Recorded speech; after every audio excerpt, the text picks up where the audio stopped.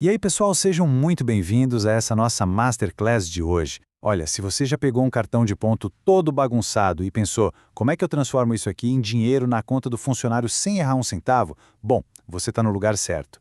Hoje a gente vai fazer o passo a passo bem prático mesmo de como bater esses números. E o melhor, usando a nossa velha de guerra, a clássica calculadora HP12C. Beleza, então vamos mergulhar nisso. O nosso roteiro de hoje passa por 6 passos super práticos. Primeiro, os conceitos básicos, depois, o segredo da conversão decimal, a prática com horas extras, o reflexo no DSR, o cálculo de atrasos e, para fechar com chave de ouro, o olerite final. Então, passo 1. Os conceitos básicos do departamento pessoal. Afinal, toda a estrutura matemática, precisa daquela base inabalável. Para a gente alinhar o vocabulário rapidinho, o salário hora é exatamente o valor exato ganho por cada hora de suor derramado. A hora extra é aquele tempo a mais, claro, com um bônus percentual em cima, e o DSR, o descanso semanal remunerado, é o que garante que domingos e feriados também entrem no bolso. Conceitos simples, mas fundamentais. E como a gente chega no nosso número de ouro, que é o salário hora? São 3 passos.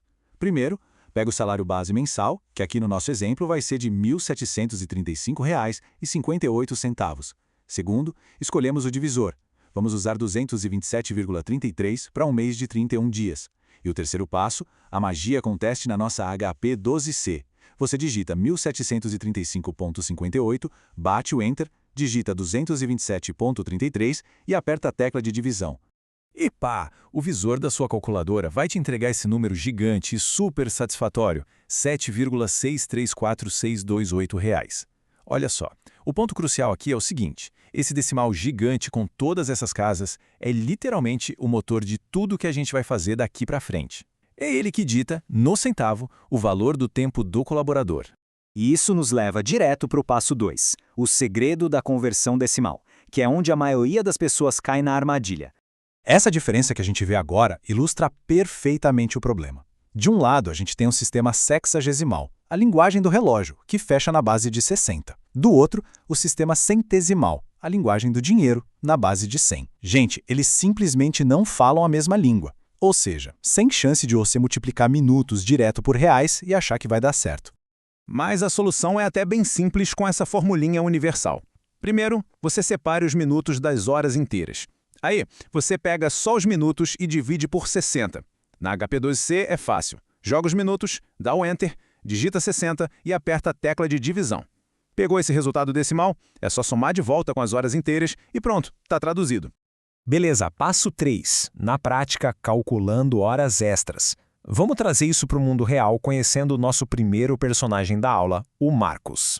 A gente tem aqui os dados do cartão de ponto do Marcos. Ele acumulou 4 horas e 52 minutos de extras nesse mês, com aquele adicional de 50%. Pensa comigo, se a gente fosse louco de multiplicar 4,52 direto pelo valor da hora, o pagamento dele já ia sair imediatamente errado. Então, bora traduzir isso na HP12C. A gente pega aqueles 52 minutos soltos, aperta Enter, digita 60 e divisão. O visor pisca lá 0,86666667. Somando isso com as 4 horas inteiras que ele já tinha, chegamos ao tempo total convertido 4,866667 horas financeiras. Aí sim!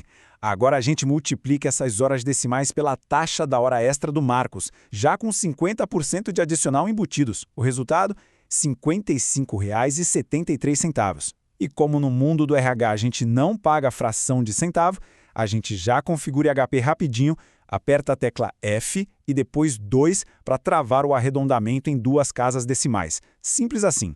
Agora vamos para o passo 4, o reflexo no DSR, porque como a gente sabe, o pagamento não para na hora exata trabalhada. Existe o que a gente chama de efeito cascata. O Marcos fez as horas extras dele durante a semana, certo? Mas e o domingo dele? É aí que a coisa fica interessante. A legislação exige que esse suor extra durante os dias úteis impacte matematicamente o valor do descanso semanal e dos feriados. E a lógica para calcular o descanso semanal remunerado é super estruturada. Com o valor financeiro das horas extras na nossa HP12C, a gente bate Enter e divide pelo número de dias úteis. Vamos usar 26 dias como exemplo. Deu um valor lá no visor? Ótimo! Agora multiplica pela quantidade de domingos e feriados do mês, que no nosso caso aqui vão totalizar 5. E chegamos no resultado final de R$ 10,72, tá vendo? Aqueles R$ 55 iniciais geraram uma cascata e viraram mais essa compensação adicional obrigatória. A matemática aqui não só calcula, mas ela protege os direitos do trabalhador direitinho. Passo 5. Calculando atrasos e descontos. Agora a gente vira a moeda, saindo dos ganhos para ir para as deduções. E vamos conhecer o nosso segundo personagem, o Carlos. Mas antes, pausa para essa política super importante: abonar pequenos atrasos. Muitas equipes de RH simplesmente perdoam atrasos isolados ali de 7 a 10 minutos para evitar burocracia por valores irrelevantes, né? Mas o caso do Carlos já é bem mais severo. Vamos avançar e ver como essa lógica se constrói aqui. O Carlos se atrasou para valer, 1 hora e 29 minutos no total. A regra de conversão é literalmente a mesma.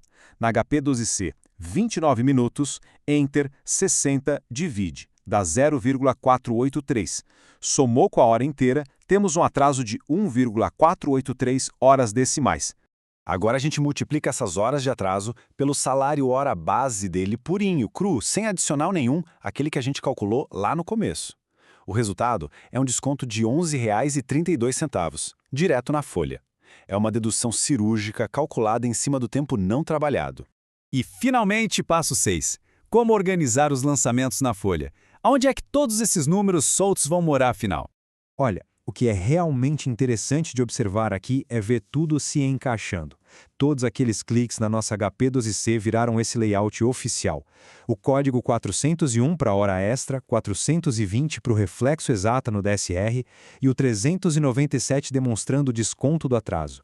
É pegar aquele caos do relógio e transformar em pura transparência.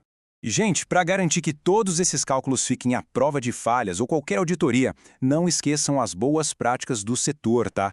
Confiram os divisores de horas do mês, padronizem as regras de arredondamento no sistema, documentem qualquer política de tolerância de atrasos e, claro, mantenham os registros de ponto guardados com segurança. E para a gente encerrar nossa aula, eu deixo essa provocação fundamental para vocês pensarem. Se um único minutinho, quando não é convertido direito, tem o poder de alterar a matemática inteira do pagamento, quão preciso está sendo o processo de tradução da folha aí na sua empresa hoje? Porque a verdadeira excelência não é só apertar os botões da HP12C rápido, é garantir que os números estão sendo calculados na linguagem certa. Pensem nisso. Muito obrigado por acompanhar essa nossa análise e até a próxima.